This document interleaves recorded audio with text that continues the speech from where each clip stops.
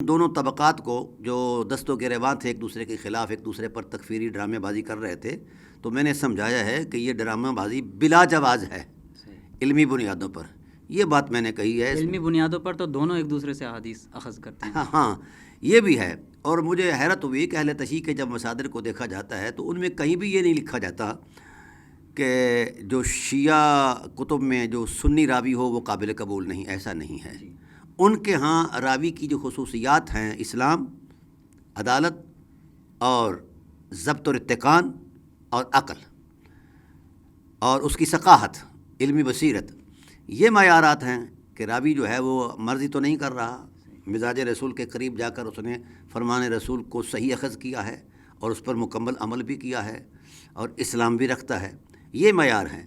لیکن اہل سنت کے ہاں کچھ چیزیں جو ہیں یہ مختلف ہیں. وہ کہتے ہیں کہ جناب والا ہاں رافضی کی روایت ضرور قبول ہے، مگر جس روایت میں اس کا عقیدہ واضح ہو رہا ہو وہ روایت قابل قبول نہیں ہے.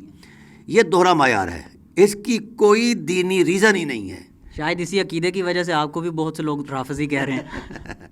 ہاں جی، مجھے بڑا شوق سے کہیں، اس لیے کہ میں پروفیشنل مولوی نہیں. میں نے کبھی دین بیچا نہیں ہے. دین فروش ملاؤں سے مجھے اتنی نفرت ہے جتنی شیطان سے نفرت ہے. اور رسول اللہ صلی اللہ علیہ وسلم کا ارشاد ہے، آپ سے پوچھا کیا مشر یا رسول اللہ، شر کیا ہے؟ تو آپ صلی اللہ علیہ وآلہ وسلم نے ابلیس کا نام نہیں لیا. چاہیے تھا کہ جو مبدأ شر ہے اس کا نام لیتے. آپ صلی اللہ علیہ وسلم نے فرمایا ان اشر الشر العلماء، بدترین شر اس کائنات میں مولوی ہے. شرار الخلق العلماء، بدترین مخلوق مولوی ہے.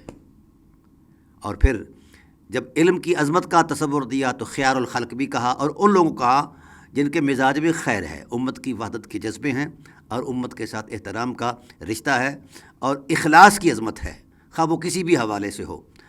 تو ہوا یہ ہے ہماری تاریخ میں کہ جس وقت تشیع سے تجاوز کیا تو قابل اعتراض ہو گئے. ان کو رافضی کہا جانے لگا.